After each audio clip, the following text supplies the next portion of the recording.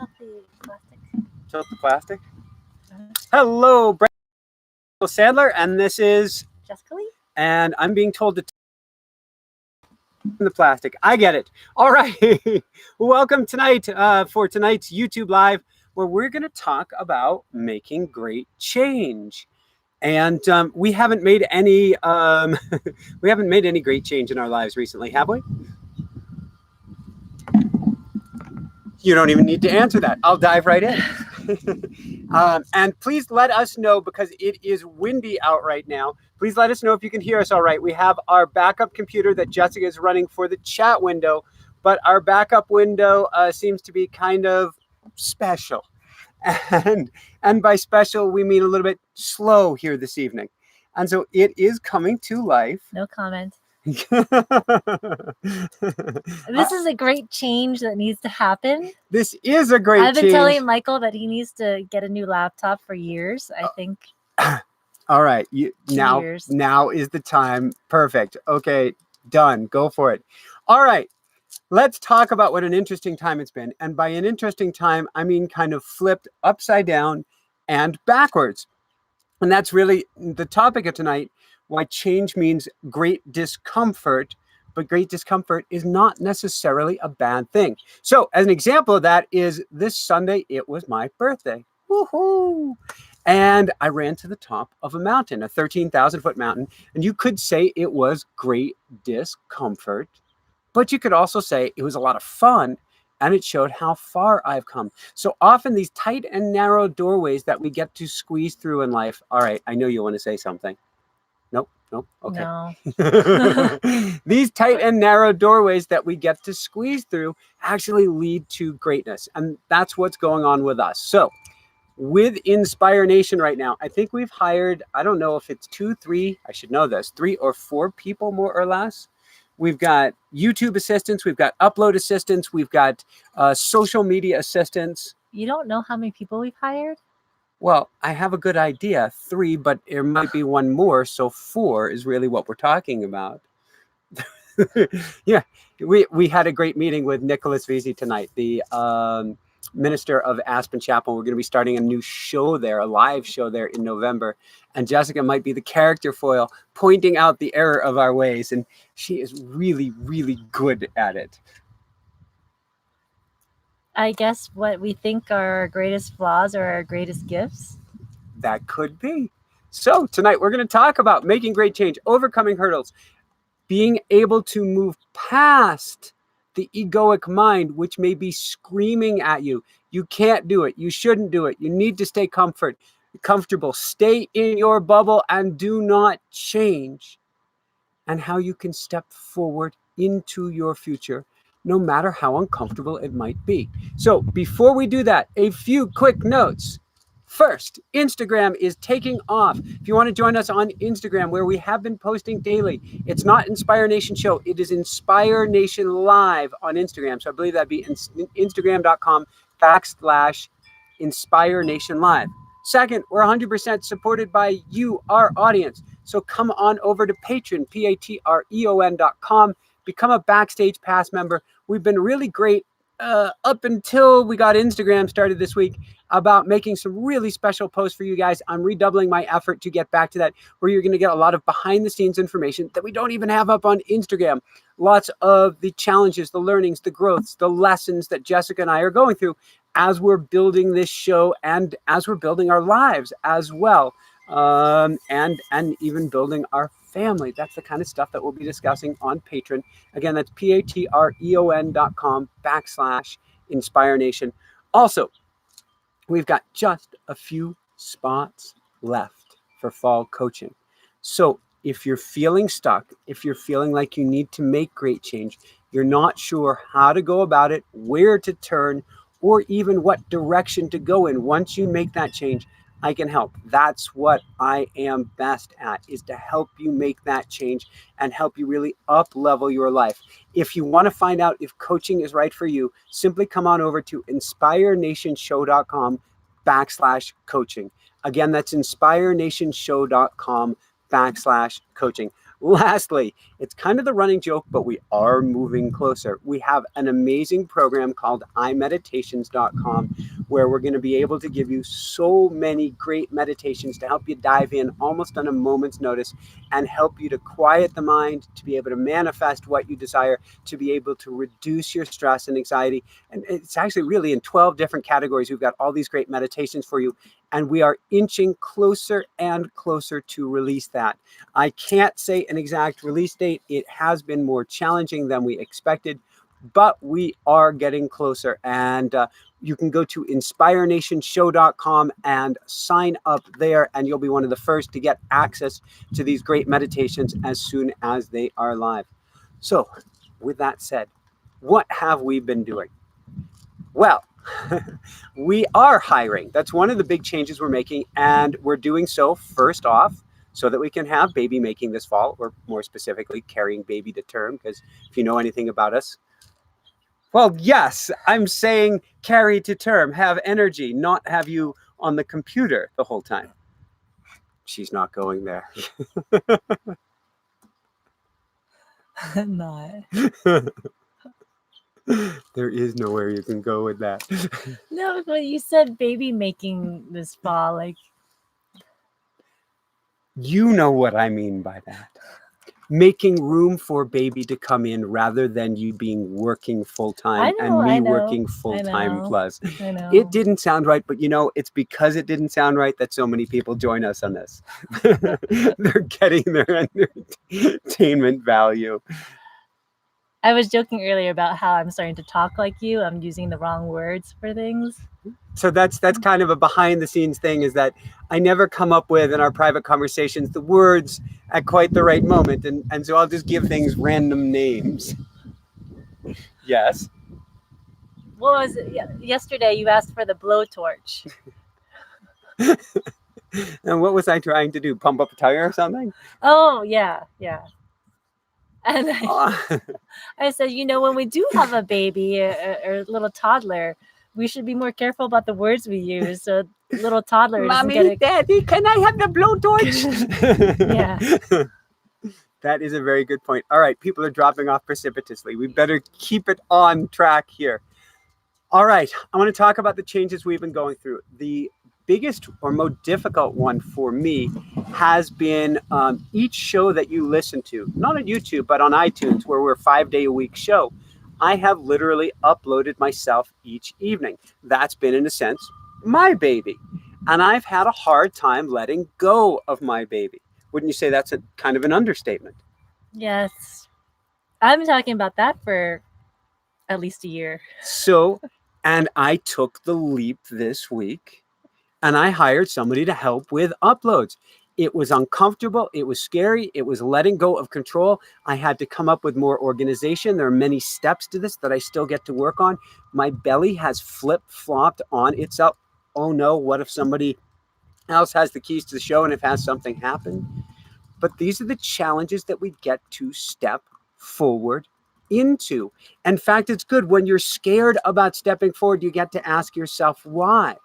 Is it a control issue that you get to move past? Is it something that's not even your fear, that's somebody else's? Why are you so afraid to make those changes or step forward? And then probably you get to step forward anyway. Again, with this wind, please let me know if it's not working and I can actually... Nobody's complaining about the sound quality. They're saying the video is chopping though. The video is chopping. What can we do about that? Not cutting out, but it's choppy. Choppy. Okay. Nothing. There's nothing we can do. Nothing we can do. All right. We will work on everything over time. All right. So we've been working on getting the uploads. That's been challenging. We're working on getting videos chopped up, shorter, more cinematic, more engaging for you. And this has been really challenging. We go to the editor, we come back, this gets to be changed, that gets to be changed. We get to figure it out. And it's felt rather ugly, is the best way to put it. Wouldn't you say? Mm-hmm. And it's not that the videos are coming out ugly. It's that, the expression is no mud, no lotus. When you're in the midst of great change, we think, I'm stuck. That's where I'm at. Everything is going to be chaotic. It's all ruined. When the fact is, it's part of the process. It's part of the creative angst that is necessary to take that next evolutionary leap forward. But in the moment, it doesn't seem that way. And so the trick is you get to lean into it anyway, instead of saying, I remember being on, looking at, we've got an amazing interview coming up with Wim Hof, and I'm looking at all the different Wim Hof videos that are out there. And I'm going, oh my God, ours is nothing like that. Not necessarily in the greatest way. We're learning, we're growing, we're evolving. And my mind wants to jump to, I need to go from point A to point Z, and nothing in the middle is acceptable. I just have to make this complete and total leap. And if it's anywhere in between, then I'm not, frankly, very good at what I do. And that's not fair to any of us.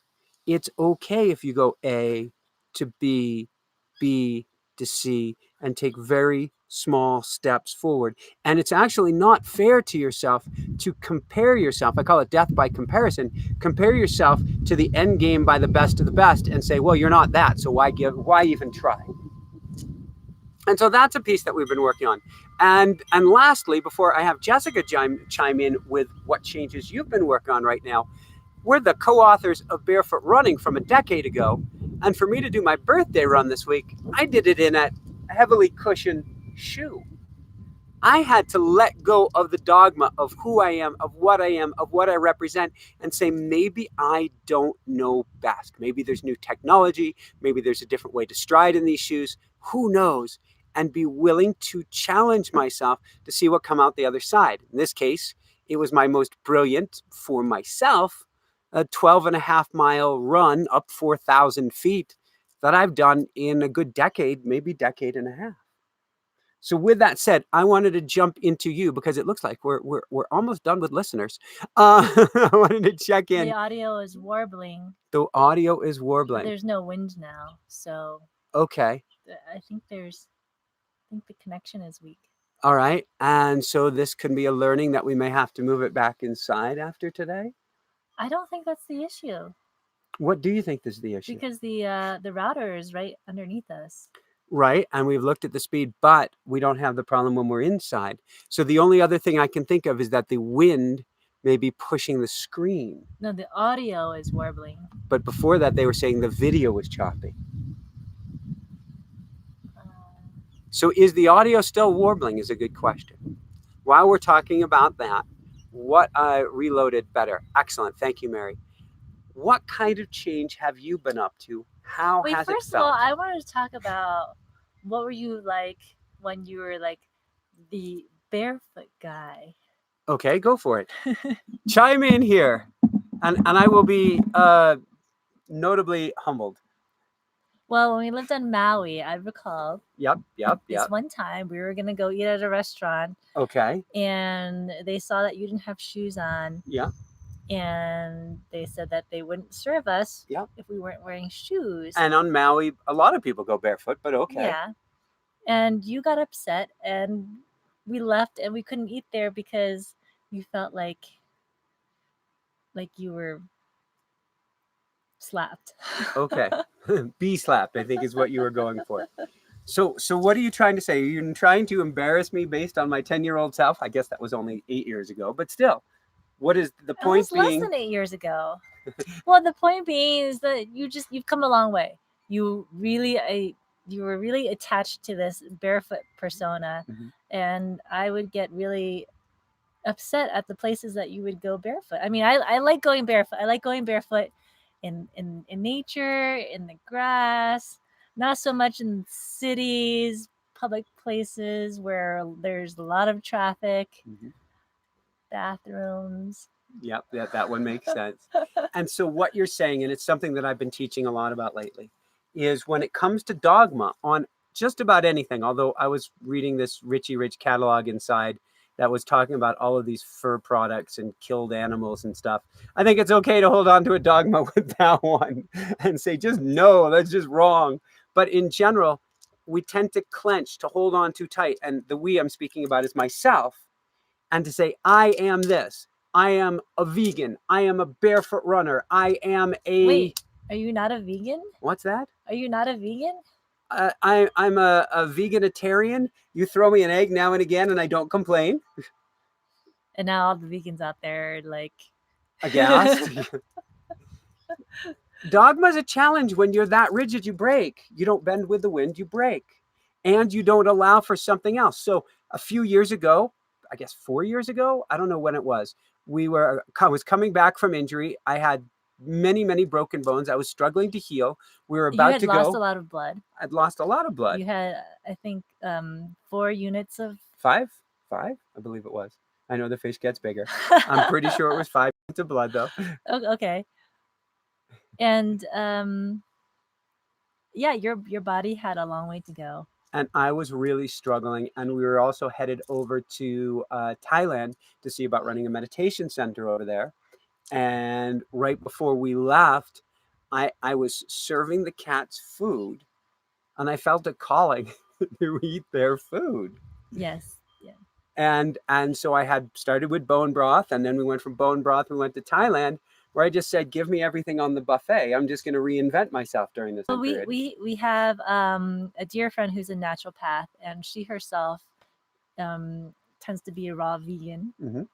And she actually recommended that you have some bone broth and you have some meat to help build back your blood. Yeah, and I did. And for a little while, it was almost insatiable. Give me as much as I could to heal. And then I started feeling like I wanted it less and wanted it less and wanted it less. And the point isn't here about eating meat or not eating meat. What it's about is there may be a time and a place for just about everything. And we need to be open to that. And we need to be open that if I wanted to go into a restaurant in Maui, again, this is like 7-8 years ago, and you're going to say, no, it's more like 6-7 years ago. Because she's here to keep me honest. We need to be able to drop our dogma. Leave your dogma on the leash by the curb and put on your shoes if you want to go into a restaurant. It's been years. I'm so glad you brought that up, because it's been years since I've done anything like that. But that was part of my evolutionary growth. You shouldn't be embarrassed, because that was the old Michael version, I don't know, 4.0, and now we have version 9.0. Okay, well, thank you. Yes, it's been of a growth curve, but it's letting go of that. So I'm not sure where you're going beyond. You wanted to go to the barefoot thing.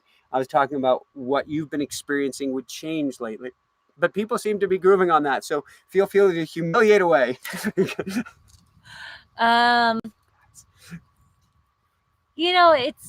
We've been working on the show, just the two of us and a couple other contractors for 4 years now, and it's amazing how difficult it is to hand off work. And it's not that like I'm attached and want to do it myself. It's just you get so used to just doing it all on your own, and since we live together, I think we just, like, information passes, we hope, and it doesn't, but I think we assume it passes through like osmosis, and just being near each other, we just know what's going on. And then to actually hand it off to someone who's not physically here, because we're working with people remotely, and some are in other countries, like Egypt and the Philippines, and Kenya. Yeah. It's hard. It's hard to get all the knowledge, and I don't even feel like I know that much, but get whatever is up here out and to another person, especially for someone who is more introverted. I don't even think to like communicate some things, although I always think to communicate embarrassing stories about Michael. Yes, she's very good at that. Well, there are a couple thoughts on that. First off is that together we're insulated in our own paradigm. We believe we know best. No. We know we know best. And the fact of the matter is, I can only speak for myself. I don't know best. We've done incredibly well, but I honestly don't have a clue. I know what has been working for us, but maybe that's been working at 1% of what it could be. Who knows? Yeah. But I have to be willing to step out of my paradigm for that. Right. And so conceptually, we know that there's a lot that we don't know, and that having somebody outside of the fishbowl with another perspective would help. But then when you hear it from somebody else, it's a little jarring, isn't it? Stings. It's like when you're not doing something, when you're doing something the best you feel you can do on your own, and if you had assistance you could do it a different way, and somebody comes in and goes, did you know you can do it a different way? You're like, oh yes, that's why we're talking to you. But there's the ego that kind of feels affronted by it. But I don't think that's the case for me. I think for me, when somebody says, no, you should really be doing this and this, you're like, here, you do it. Well, yes, but before we get there, yep. I get uncomfortable with trying to transition to the new way, because I don't know how to make that transition, and it's messy and uncomfortable. It's kind of like, the metaphor of you're in the middle of this river with fast moving water, and let's say you're holding on to you're on a dock. Yeah. And now you've jumped into the water and you're trying to make it cross to the other side, and you're in the middle of it and you're splashing around. And maybe you don't know how to swim well yet, and there's a current and you don't know which way the current is going, so you don't know the best way to get across.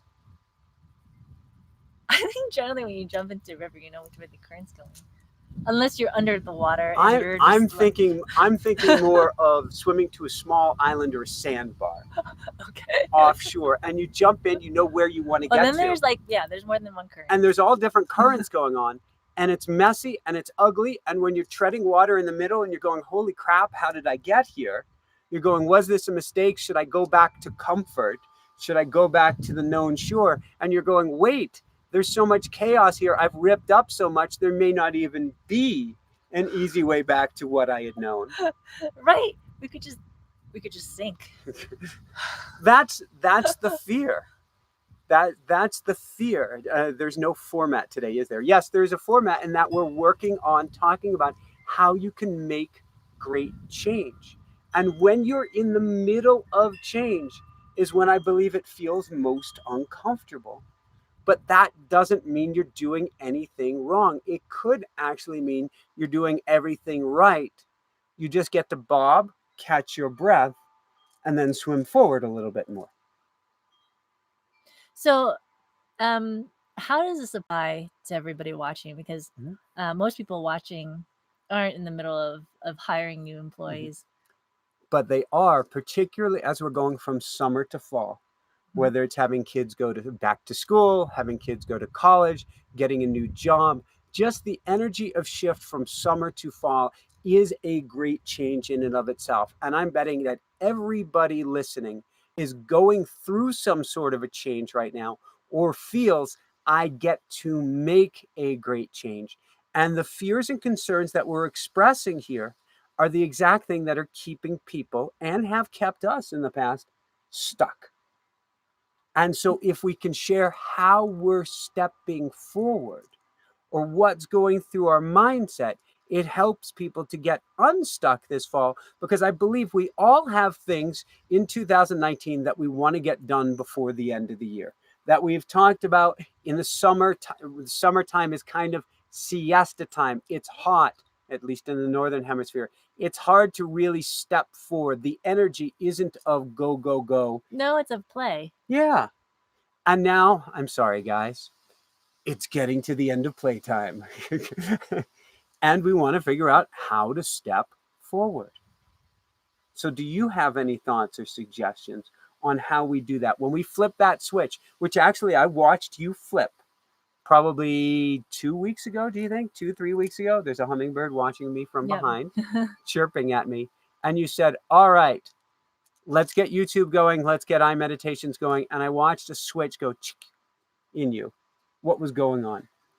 Well, I think the switch happened when you were actively hiring, and I wanted you to manage everybody because I didn't want to manage people. I didn't want that kind of change. I just wanted to do my own little thing in my own protective bubble. And you were having a meeting with the YouTube expert or the social media expert, and you got overwhelmed and you just wanted to quit. And I'm like, no. We've come too far. We're out in the meadow treading water, and Michael's going, overwhelm. Well, the thinking was if he quits on this person, then I'm gonna have to end up doing everything again. And so I said, no mas, no more. Yep. And so you flipped the switch and said you'll work with her. Yeah. So, and have you found it easy or difficult? And if you found it difficult, how have you talked to your mind about moving forward? The difficult part for me is asking people to do things. I always feel like I'm imposing. And it even took me a while to get comfortable asking our assistant to do things. Yeah. And so how have you stepped forward into that? What have you told your mind when the mind goes, oh, you shouldn't do that. You should do it yourself. You're imposing. Well, we're paying them. This is a good point. And if we end up abusing them, they'll quit. We love you guys. If you're working for us, we love you, and we hope we're treating you like family. I think we're far from abusing them. Okay. Very good. Are there other things that have been going through your mind as you're thinking about change right now? Well, I think, this is what I need to go through right now. This is what I need to grow up and for the business to grow up. If I don't step forward and hand work off, then I'm actually blocking the both of us from evolving. And I just feel like the next part of evolution, one of the things for me is to just step up to the plate. It's interesting because I am neurotic about my workouts, is the best way to describe it. I guard workouts with my life because I know movement is life, life is movement. If I keep that energy flowing, then everything goes better. However, I have been selective about my gym time over the last few weeks. And I took the entire week off from gym time last week saying, I'm up late and I like to get to bed early. We have an evening routine program. We have a morning routine program. I'm up late so I can get certain things done, so I can coordinate. And there was actually a sense of satisfaction, not about skipping my workouts, but a sense of satisfaction that I am taking those steps. I know of no other way to put it. It's a societal term, to grow up, to grow into the next evolution of who we are. And rather than go, poor me, not to bed, wish I was, which my ego wants to go crazy. You'd love to say, poor me, woe is me. I was saying to myself, I'm honored to be doing this work. Yes, my ego may be screaming at me, but it feels so good that I know I'm taking the steps to help us get to that next level. Well, I think to stay where we are would be so uncomfortable. It's much more uncomfortable and aggravating than going through the discomfort of transitioning. Yeah. So if we didn't step forward, I think we would just fall back, implode. Yeah, we would. And that's actually implode and just want to quit entirely. When it comes to making great change, whether that's quitting smoking or any other habit, or stepping forward into a new job, or leaving an old relationship behind, or anything of this type. Bless you. We may need to excuse ourselves in a minute for a tissue. Yeah. No. Yes, it is possible. And I did not bring a tissue out here. I could go get some. Wait, I do have a tissue. Oftentimes it takes the discomfort of the present situation being greater than the discomfort of change. The pain of the present situation being greater than the pain of change for us to step up to the plate. And on that note, it often becomes What's the smallest hurdle? And that's a key piece of this puzzle. What's the smallest step I can take to move forward? Committing, but taking that small step. So in hiring somebody, first it is saying, all right, I'm going to just keep looking through different resumes. All right, that's one step. Next step is I'm going to choose a few people to meet with. Okay, what's next step? I am going to meet with a few people. No commitment, no giant steps, just almost baby stepping into the water, tippy toes first, so to speak. But if I do that with tiny little steps, there's less of a barrier to entry. In other words, it's easier, there's less pain. And what I'll find is over time, holy smokes, I hired 3 people. How in the world did I do that? One tiny little step at a time. So Jessica, you're in the chat window. Are there questions that we should be taking at this point? And I'm going to de-sneeze myself. Well, Mimi had asked if we are familiar with Dr. Bradley Nelson's emotion code, and we are. We use it on a weekly basis.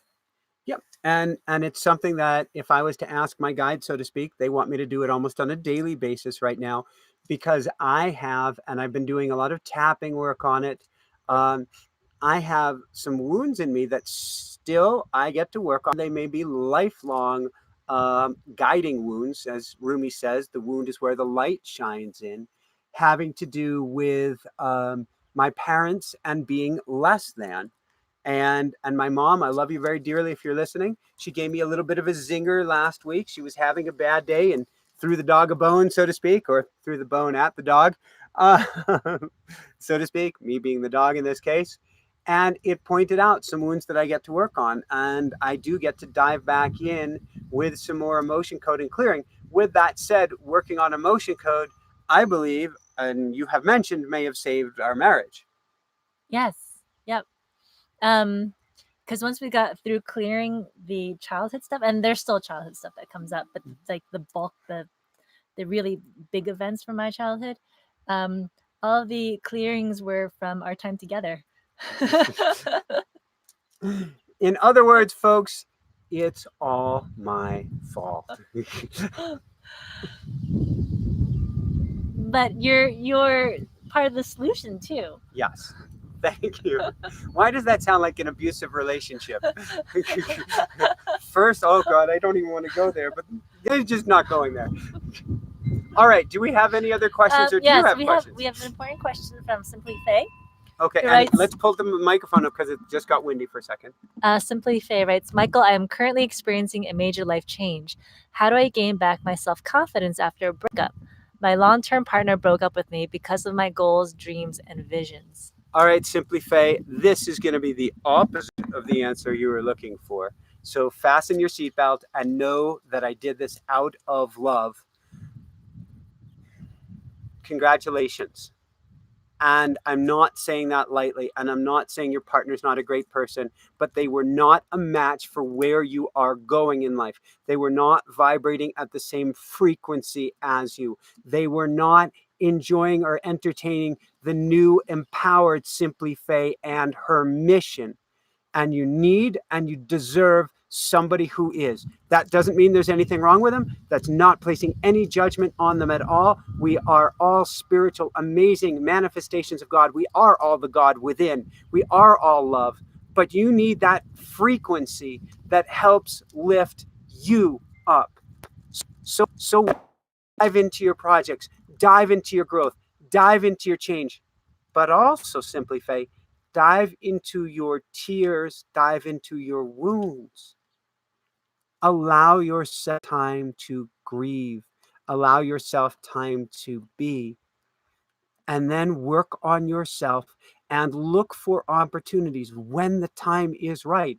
After my fiance left me, which was, I think, 2.5 or 3 years before Jessica, I licked my wounds for 2.5 years, working on my inner self, working on stepping forward. But I had to do a lot of inner work before I said, okay, I'm really ready to meet somebody. You look like you wanted to say something, and your computer just blew up for that matter. Oh, wow. It just said, aw, snap. Reload? How uncomfortable are we going to get with this laptop before we step forward and make the great change of replacing it. We can look right away. If that would be my birthday gift to us. We have a question from Zabe. I hope I pronounced your name correctly. Yep. I've been into watching the celebrity medium Sloan Bella. Do you think there's anything we could learn from the dearly departed through mediumship or card reading, zodiac readings? Zabe, I'm going to say all of the above. So I certainly not only do I believe in mediumship, I had Paul Selig on, who, like, to me is the medium of medium, earlier this week, who is my literally all-time single most favorite spiritual authors. I love a lot of authors. I love Matt Kahn. I love Adyashanti. I love Swami, although there are many people with different Swami names. Radhanath, Swami Radhanath Swami. There's so many great spiritual people that I like, but I love Paul Selig and his guides the most. Perhaps part of that is because in automatic writing, which we teach, we can tap in with those guides, each and every one of us. So Zabe, if you took automatic writing, we have a course online, automaticwriting.com. You can literally tap into these guides, and you can literally tap into your elders who have crossed over, your loved ones who have crossed over. You're able to cross that bridge and speak with them. Do I think there's anything we can learn from them? I think there's everything that we can learn from them. Card reading, that has been especially important in guiding us. You have something you wanted to say? Well, you saw a medium in July. I did see a medium in July, and she kicked my tail. Oh, I thought you were going to go doot doot. She did kick my tail, and she kicked my tail to help me to put my tail between my legs and say, I surrender. And out of that surrender, out of that letting go, Edness, so much incredible magic has come into our lives. And I wouldn't have been, I thought I was in a place of surrender, but I wouldn't have been that deep in a place of surrender had I not gone to somebody who had called me on stuff, which was really, she would say, angels by my side or spirits by my side, who were saying, I needed to let go. I needed to stop pushing. I needed to stop forcing my way forward. And that was especially beneficial. So zodiac readings, I think they can be helpful, but I believe that too many of them, like what you read in the newspaper, that's kind of just popularized puff is the best way to put it, chewing gum. I don't think that tells us much. But people like we've had on numerous times, Michael Lennox. Oh my God, his readings are spot on and fantastic. And there's things like human design, and there are other methodologies where you can look at the stars to figure out what's coming next that have real meaning. And if you go, well, I don't believe in that. I don't believe in energy of the planets. Well, go look at the crime statistics when there's a full moon. The moon is a planet.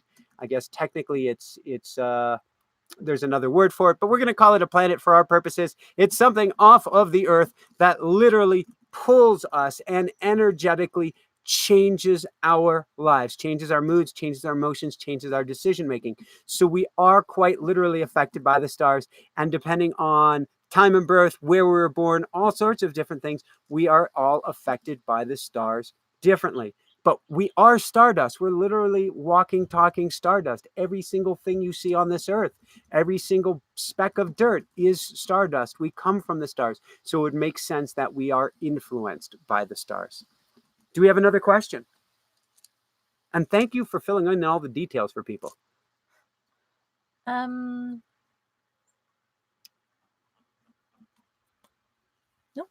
Do you have something that you would like to share or ask?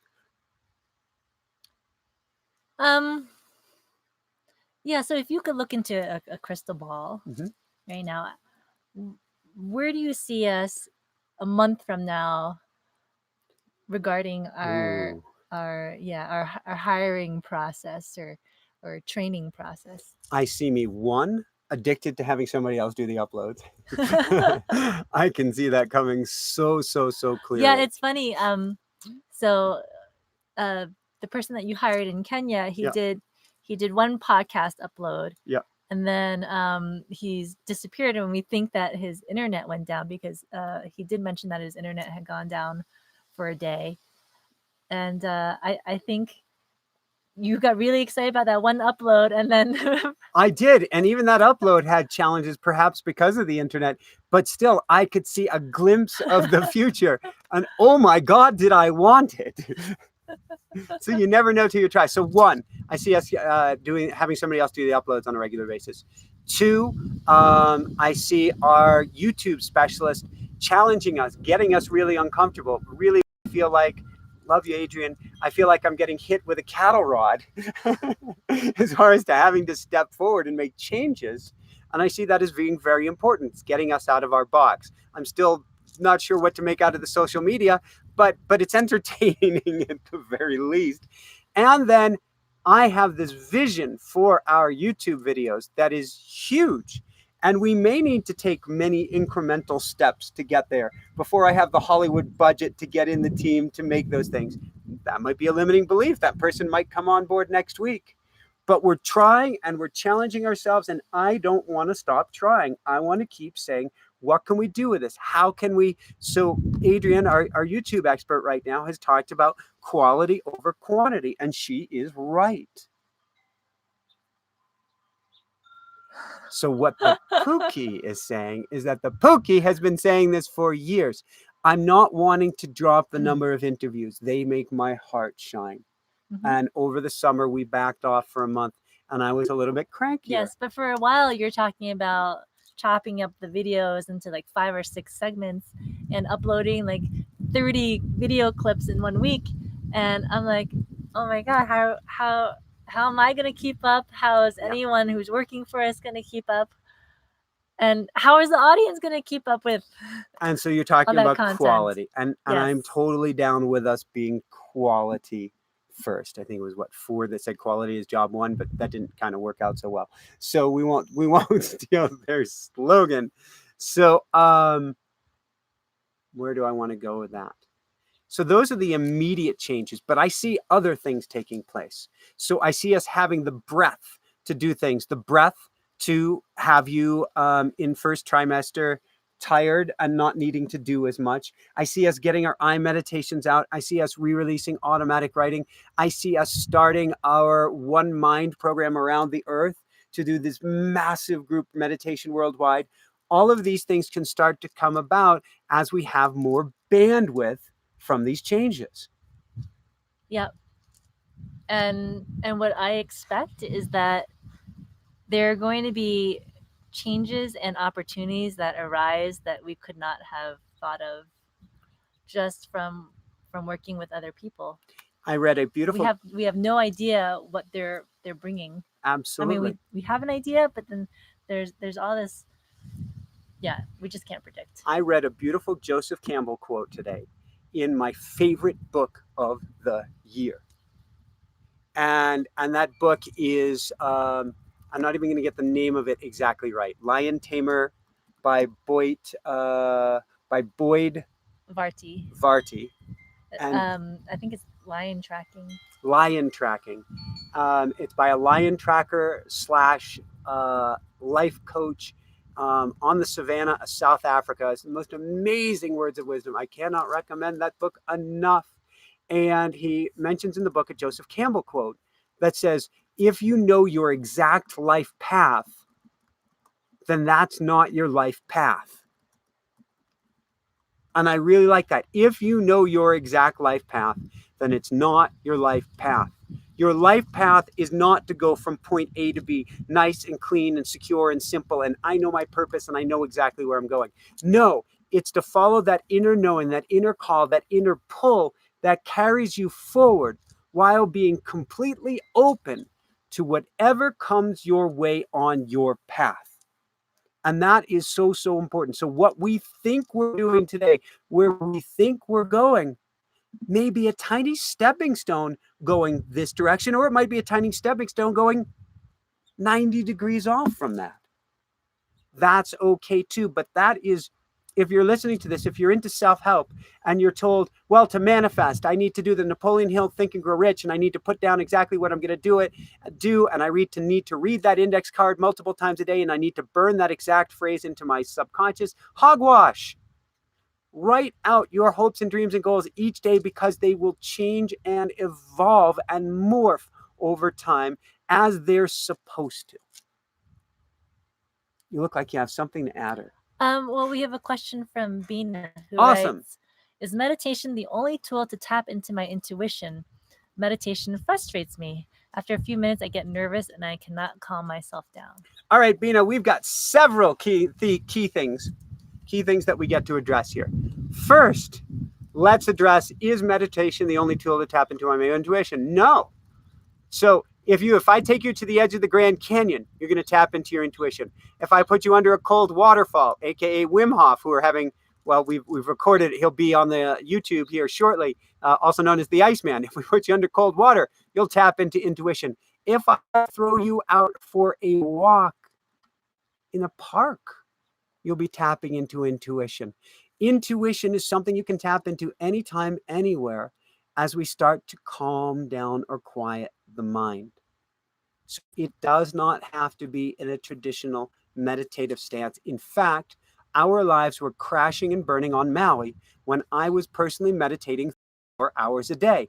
I was numbing myself through meditation and going into La La Land, which was beautiful, but I was not actually getting the clearest guidance. So that's part A. This is actually a three-parter.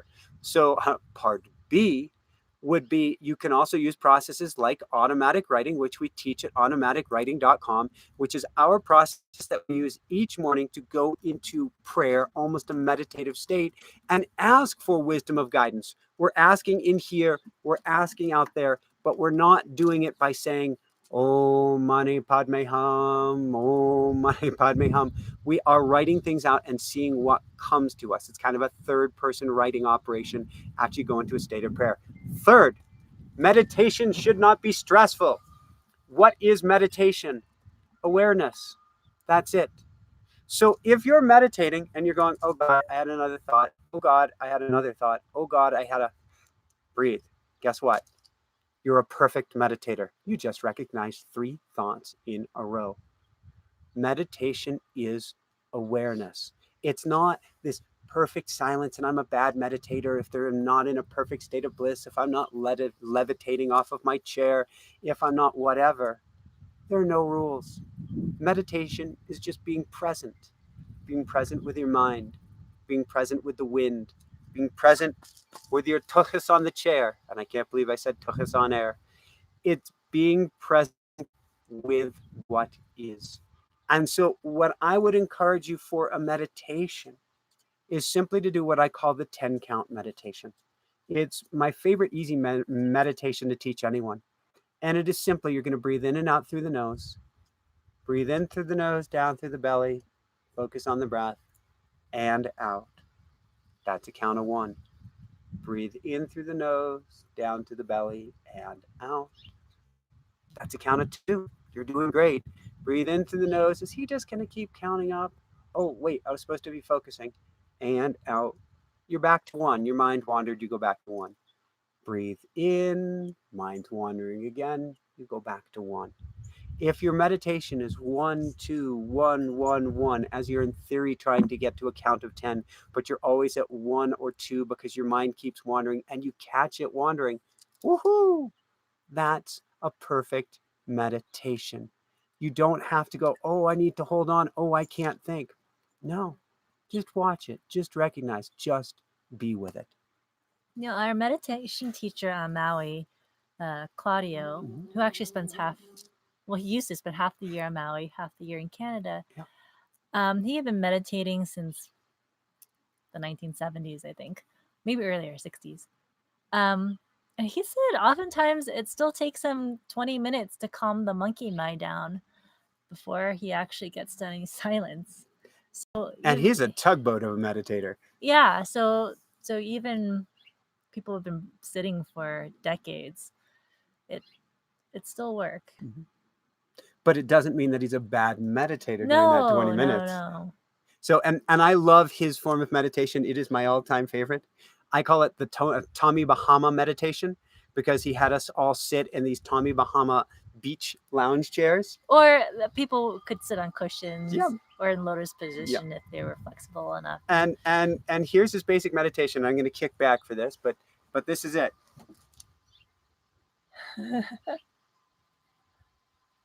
You just be. Sometimes his eyes are open. Yeah, sometimes the eyes are open, sometimes they're almost closed. It doesn't matter. It's just being on the cushion. And that was good enough. And that's where you start. So you don't have to get stressed out about meditation. My mom, she would say, I can't meditate. And we've had this conversation at least once or twice before. She goes, I can't meditate. There's just no way for me to do it. And I'll go, breathe in, Mom. Breathe out. I'll go, congratulations, you just meditated. That's it. You focused on the breath. Perfect. Done deal. What do we have next? So we send you all the love in the world, Simply Faye. I think it's time to wrap up. All right. That sounds fantastic. Any last words of wisdom you want to share with people today? Have you been having fun with Instagram? Me? This is the guy who used to say, like 2 weeks ago, I hate social media. And now it's you only want me to post 3 times a day? There's like a backlog of posts now because I'm like, we can't overwhelm people. I haven't posted anything today, though. You may have, but I haven't. I did. All right. So I haven't recorded anything. Yeah. Today. So what are you? Why is it fun? What are you doing? That's a good question. I mean, this is a huge change for you to like get over this hurdle of. I'm sharing me. I'm being me. I'm letting all of my imperfectionist me. I don't have the right tags. I've got all these typos. Yeah, you're not even adding hashtags. So I have to go in and do that for you. But it's a step forward, and I'm simply taking that step and allowing it to be messy and allowing it to be imperfect. Right. And I think that is very helpful. So there's no pressure on me to get it right. I mean, what's the worst that happens? I love you guys, but maybe I scare somebody off on Instagram. Yeah. Yeah, I mean, there's no persona you're trying to maintain. You're just being yourself. So that's easy. I think so. And if I was trying to maintain... And it's goofy. Yeah, that's and me. And it's funny. And it got to be a little irreverent in there somewhere. Sometimes I'm holding the phone and I start laughing. I can't hold it steady. Those are my favorite posts. So yeah, but it has been a challenge, but I'm doing it and I'm making myself do it. I mean, is it still a challenge? To get me to stop in the middle of a bike ride or run and stop and do this rather than just have it here, which just doesn't work very well. I don't necessarily enjoy it, but I enjoy touching people's lives. And so if I can think of it for that reason. Well, what about when you're not in the middle of your workout? What about those? Like last night, we filmed him lighting a Palo Santo stick. Yep. And putting it into a brick of a vegan cake, which you claim it's because it was cold. So it is out warming up on the kitchen table right now so that we can celebrate with the cake after we finish here. And we'll see whether that was fun. That was just fun. And I love sharing the fun and the love with people. So, yeah. Awesome. What do you see? Last question that I have. If you fast forward a month, I'm giving the question back to you, and you look in your crystal ball, what do you see? I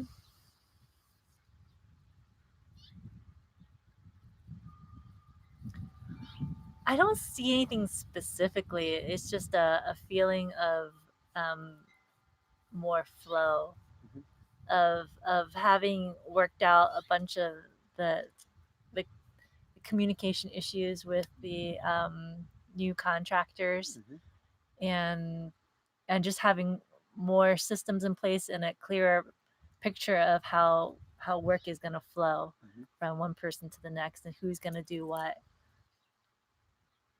Flow. Yeah. I see it being easier than it is now. like it. So on that note, 3 last things for you. First off, come to our Instagram page, which is Inspire Nation Live. It's Instagram.com/Inspire Nation Live. And if you're on the Inspire Nation Show one versus Inspire Nation Live, you'll see posts. That's not the right one. Go to Inspire Nation Live. Secondly, coaching.